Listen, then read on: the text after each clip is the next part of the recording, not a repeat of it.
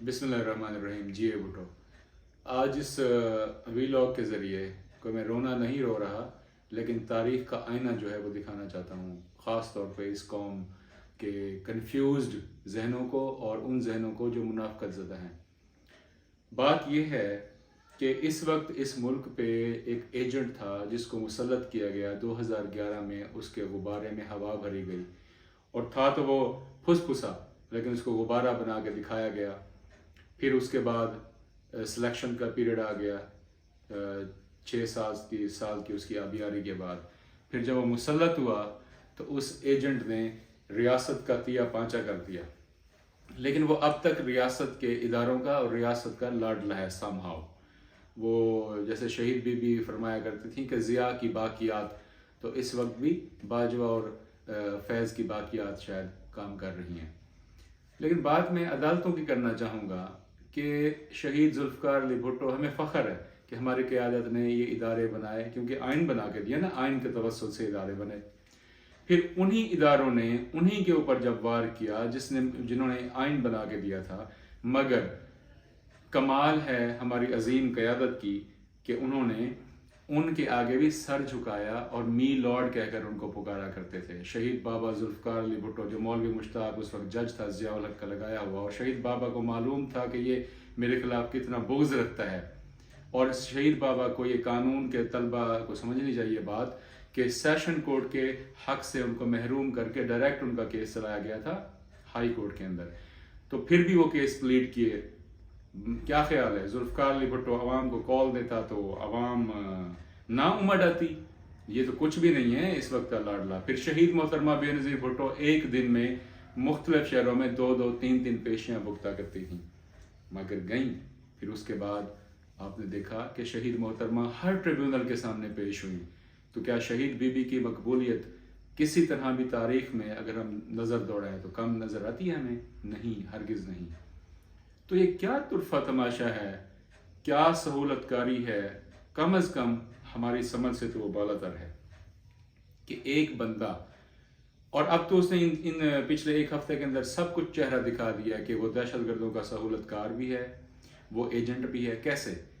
उसके घर ज़मान पार्क में ऐसे बम बना के फेंके जाते रहे, और वहाँ पे अगर किसी को याद हो, जो नई नस्लों को खैर कुछ भी नहीं पता, उन्हें पता होना चाहिए कि सवात में कोई सूफ़ी मोहम्मद था। सवात में जब तालिबान का कंट्रोल था, वहाँ पे मौजूद जो दहशतगर्द थे, जो पकड़े गए, जिसे नियाज़ी ने अपने दौर में छोड़ा, वो अब उसके बनी ज़मान पार्क में जो है वो पाए गए।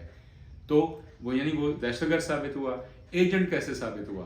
कि वो यहाँ बैठ के दुनिया के इंटरनेशनल मीडिया के ऊपर प्रोपेगेंडा करता है, इस मुल्क के इदारों और इदारों के सरबराहान का नाम लेकर कहता है, जो कि आज तक किसी की जरूरत नहीं हुई कहने की। तो वो कह रहा है तो ये मुल्क दुश्मनी है।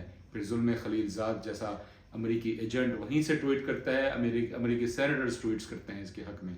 तो क्या ये साबित नहीं हो गया कि हकीम सईद शहीद साहब ने जो फरमाया था और डॉक्टर इसरार साहब ने जो फरमाया था, 30 साल पहले बता दिया था कि एक चीज़ तैयार की जा रही है, पाकिस्तानियों आगाह रहना। एक चीज़ और कि IMF के साथ जो इसने एग्रीमेंट किया था वो भी खुल के सामने आ गया है कि IMF के साथ इसका जो खुफिया इसकी डीलिंग थी, वो पाकिस्तान का एटॉमिक प्रोग्राम, भुट्टो का एटॉमिक प्रोग्राम, बीबी का मिसाइल प्रोग्राम, उसको इसने रिड्यूस करवाना था, और आर्मी की तादाद और फौजियों की तादाद और वॉट एवर, ये इसका जो है पूरा। इसलिए हकीकी सियासी क़यादत आगे बढ़ी और इसको आईनी तरीके से निकाल दिया और मुल्क को बचाया। और अब इसी स्ट्राइव में अपनी सियासत को दांव पे लगा के, क्योंकि अवाम तो कन्फ्यूज्ड है, अगरचे कन्फ्यूज लोग अक्सरियत में नहीं हैं, लेकिन मौजूद तो हैं जिन्हें नहीं होना चाहिए था, कि 3.5 साल उन्होंने इसको आजमा लिया, जिसने तिया पांचा मईशत का, सियासत का, माशरत का, सब का करके रख दिया।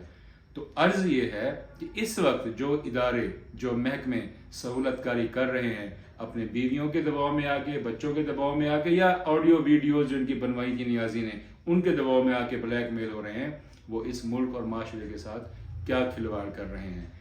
क्या अदालतों की यही हुर्मत होती है कि एक जत्था जाए और अदालतों की दीवारों पर चढ़ दौड़े, अदालतों की दीवारों पर खड़ा हो जाए, पत्थर मारे, नारेबाजी करे, और नियाजी जो आप जो हैं रिलीफ दें, उसका हक है बुनियादी। مگر قانون کو تو نہیں آپ پیروں میں رون سکتے نا، کیونکہ آپ منصف ہیں. آپ کی عدالتوں کے اوپر جو جلی حروف میں آیات لکھی ہوئی ہیں، قرآن کی آیات، وہ کیا کہتی ہیں؟ انصاف قائم کرو. تو my lord, you are not establishing justice, you are killing administration of justice. کس لیے؟ Just to oblige، just to please this لاڈلا. اور تاریخ میں کیا آپ تمام سیاسی جماعتیں ایسا کیا کریں گی کہ ایک جتھا نکالیں؟ آپ نے ایک سنت تو قائم کر دی ہے. تو میں ریکویسٹ کروں گا پھر پیپلز پارٹی سے بھی، نون سے بھی، جماعت اسلامی، مولانا فضل الرحمان کی جماعت، ANP اور MQM کہ سارے اب پھر ایسا ہی کیا کیجئے کہ تمام جو ادارے ہیں جو لوگوں کو پالتے پوستے ہیں، نیازی جیسوں کو، تو پھر اب آپ بھی ایسا ہی بیہیو کیجئے گا. سو سیڈ.